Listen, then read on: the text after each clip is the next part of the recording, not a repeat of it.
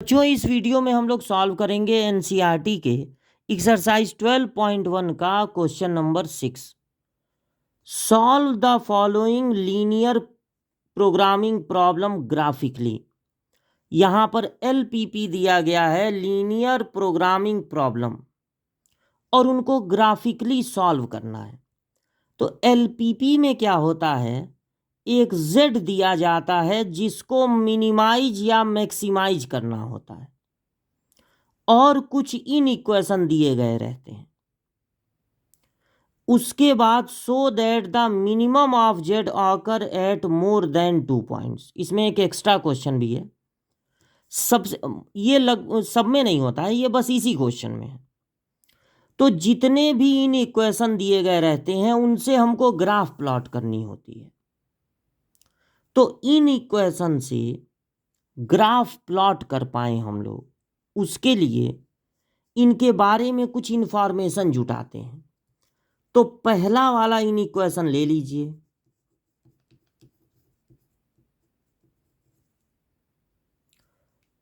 यहां पर x भी है, y भी है, कांस्टेंट भी है, तीनों तरह के पॉइंट हैं। सबसे पहले इसमें हम लोग रख देते हैं ओरिजिन, यानी x और y दोनों की वैल्यू 0। तो मिलता है 0 इज ग्रेटर देन और इक्वल टू 3। यहां पे मिला। अब पता लगाते हैं कि जो मिला है वो ट्रू है कि फॉल्स।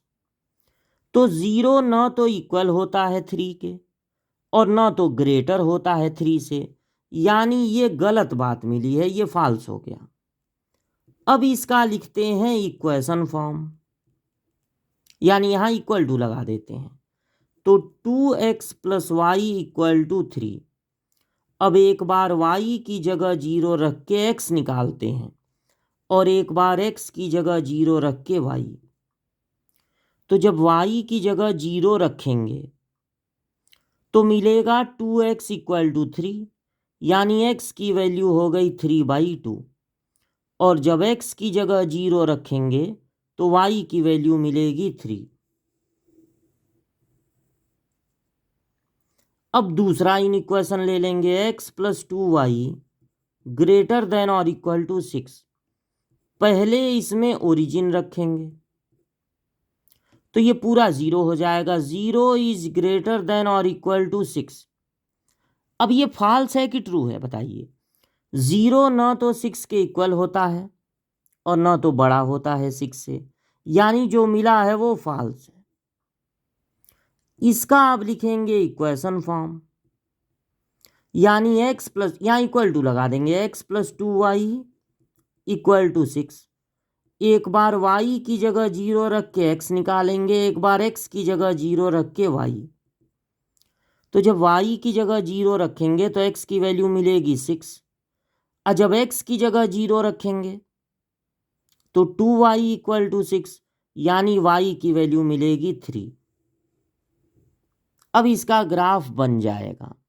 इसके बाद देखिए, दिया है x comma y greater than और इक्वल टू 0, यानी x भी ग्रेटर देन और इक्वल टू 0 है और y भी ग्रेटर देन इक्वल टू 0 है। अब इसको समझिए, x इक्वल टू 0 आपको मिलेगा y एक्सिस पे। y एक्सिस पे हर जगह x की वैल्यू 0 होती है, तो यहां पर हो गया y एक्सिस।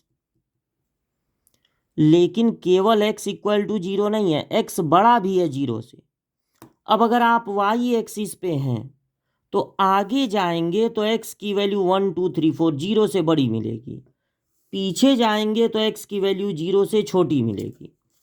तो अगर x बड़ा है 0 से तो आपको आगे जाना है, y एक्सिस एंड फॉरवर्ड। उसके बाद y ग्रेटर देन और इक्वल टू 0 है, तो y इक्वल टू 0 देखिए x एक्सिस पर मिलता है। x एक्सिस पर y इक्वल टू 0 होता है, तो x एक्सिस एंड। अब देखिए y इक्वल टू 0 मिल गया। अब अगर y की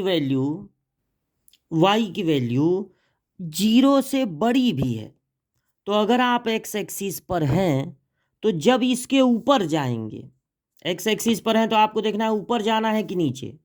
वाई एक्सिस पे हैं तो देखना है आगे जाना है कि पीछे।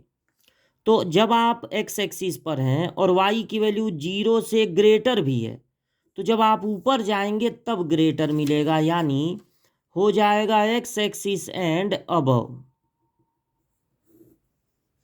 अब हम लोग ग्राफ बना लेंगे। तो जितने भी एक्स और वाई की वैल्यू मिले हैं सब पॉजिटिव हैं। तो जब आप एक्स एक्सिस वाई एक्सिस बनाइए तो उसमें निगेटिव पोर्शन को कम रखिए, क्योंकि सारी जो वैल्यू मिली है वो पॉजिटिव मिली है। अब सबसे बड़ी वैल्यू है 6। जब पहला वाला बनाएंगे इन इक्वेशन, पहला वाला लाइन बनाएंगे तो x की वैल्यू लेनी है 3/2। तो मान लीजिए यहां पर है 3/2 कॉमा 0, और y की वैल्यू 3 है तो 3 मान लीजिए कि यहां पर है। 6 भी लेना है ना, तो थोड़ा 6 तक के लिए जगह होनी चाहिए। तो y की वैल्यू लेना है 3, तो ये हो जाएगा 0 3। अब स्केल से इसको ज्वाइन कर देंगे, केवल पॉइंट से पॉइंट नहीं, बड़ी सी लाइन। अब ये सोचना है कि इस लाइन के इधर आना है या इधर जाना है। अगर आप इस लाइन के इधर आएंगे तो ओरिजिन मिलेगा, इधर जाएंगे तो ओरिजिन नहीं मिलेगा। जब आप ओरिजिन रखे थे तो फॉल्स आया था, मतलब उधर मत आइए जिधर ओरिजिन मिले, क्योंकि ओरिजिन रखने पर फॉल्स आया था। तो उधर जाएंगे जिधर ओरिजिन न मिले। अब एक्स एक्सिस के 6 को, तो मान लीजिए यहां पर है 6, वाई एक्सिस के 3 से ही मिलाना है, तो 3 तो यही है वाई एक्सिस का। तो जब इसको मिलाएंगे ऐसे स्केल से,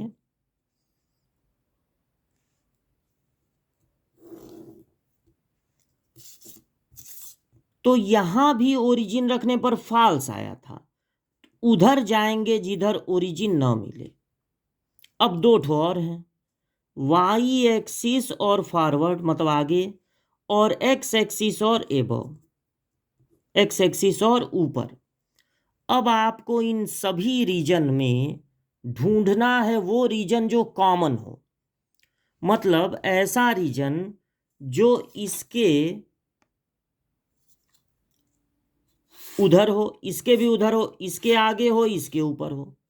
तो अगर दो ही इन इक्वेशन है और ओरिजिन पर दोनों फॉल्स आ रहे हैं, तो ये जो खुला हुआ रीजन है वही ऐसा रीजन होगा जो इसके ऊपर भी होगा, इसके ऊपर भी होगा, इसके आगे भी होगा, इसके ऊपर, यही कॉमन रीजन है। और जब ऊपर की तरफ आपको कॉमन रीजन मिल रहा है, ये ऊपर बढ़ता ही चला जा रहा है, तो इसका मतलब है इस जेड की क्लोज नहीं है, क्लोज रीजन नहीं मिला, ओपन रीजन मिला है। तो इसका मतलब इस जेड का मैक्सिमम वैल्यू यहां नहीं फाइंड कर सकते हैं। तो ये मिनिमम पूछा है, मिनिमम ही फाइंड भी कर सकते हैं, मैक्सिमम नहीं फाइंड कर सकते हैं। तो अब ये जो इस रीजन को कहते हैं फिजिबल रीजन, जो कॉमन रीजन होता है जिसको शेडेड कर देना है आपको, उसको कहते हैं फिजिबल रीजन। अब फिजिबल रीजन के कॉर्नर पॉइंट को नाम देना है। तो इधर तो पता नहीं कहाँ तक जाएगा, ओपन है, इधर भी कहाँ तक जाएगा, ओपन है। यही दो पॉइंट मिल रहे हैं ए और बी। अब कॉर्नर पॉइंट जब मिल गए तो ए और बी, कभी दो कॉर्नर पॉइंट मिलेंगे, कभी 3 मिलेंगे,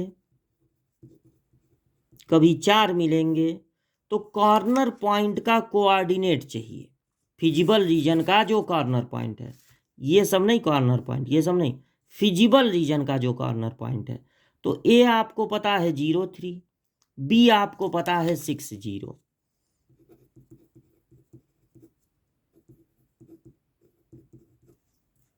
सिक्स जीरो हो गया।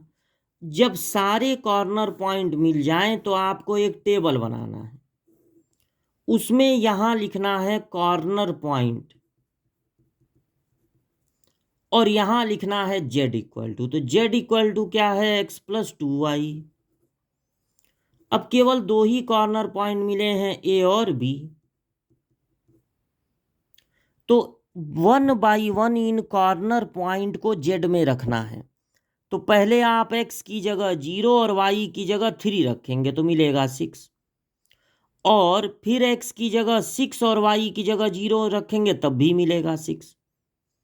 यानी मिनिमम वैल्यू 6 है। अगर एक 6 एक 5 होता तो मिनिमम वैल्यू 5 होती, एक 6 और 8 होता तो मिनिमम वैल्यू तब भी 6 होती। तो ये आपका दोनों का दोनों ही मिनिमम है। इसका मतलब मिनिमम वैल्यू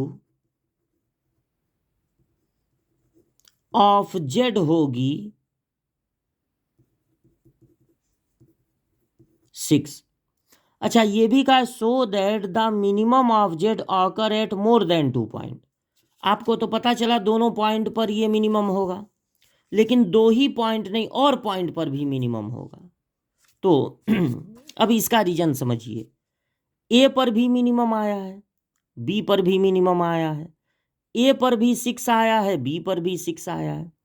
तो जब इस लाइन के दोनों कॉर्नर पॉइंट पे मिनिमम आ रहा है, चूंकि Z is minimum at both A and B, therefore it will be also minimum at any other point on line AB। A B पर, ए पर भी मिनिमम आया है, बी पर भी मिनिमम आया है, एक ही लाइन ए बी से एक लाइन बन रही है। तो अगर दोनों पर मिनिमम आया तो ए बी पर और भी जितने पॉइंट होंगे, अगर ए पर 6 आ रहा है जेड की वैल्यू, बी पर 6 आ रहा है, तो इस पूरी लाइन पर जितने भी पॉइंट होंगे उन सब पे जेड की वैल्यू 6 ही आएगी। तो Z is minimum at both A and B, A और बी पर मिनिमम है, therefore it will be also minimum at any other point on line AB, therefore Z is minimum at more than 2 points। केवल इसी ए और B पर नहीं minimum है, पूरी लाइन पर ही वो मिनिमम होगा, क्योंकि अगर ए पर वैल्यू आई होती 6 और बी पर 8 तो बाकी जगह पता नहीं कितना आता। लेकिन अगर ए पर भी 6 आया है, बी पर भी 6, तो यानी इस पूरी लाइन पर जेड की वैल्यू 6 होगी। तो इसीलिए कहा है so that minimum of Z occur eight more than 2 points.